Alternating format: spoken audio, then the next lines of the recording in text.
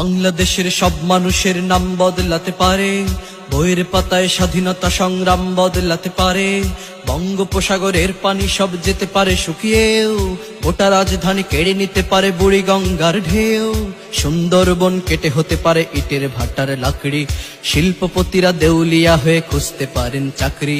চোর গুন্ডারা পেয়ে যেতে পারে মন্ত্রীর মর্যাদা, আইনের ফাঁকে কালো টাকা সব হয়ে যেতে পারে সাদা। অনেকেই বলে এই দেশ নাকি হুজুগ জাতির দেশ, দফায় দফায় বদলায় এর রং ঢং পরিবেশ। তাই বলে ইসলাম এদেশে হুজুগে হবে না শেষ, হুজুগে হবে না শেষ। ইসলাম এদেশের পরতে পরতে জনপদে ঘরে ঘরে, ইসলাম এদেশের 90% মানুষের অন্তরে। ইসলাম নিয়ে কেউ ছিনিমিনি খেলে এমন সাধ্য নেই, আর কিছু থাক না থাক তবুও ইসলাম থাকবেই।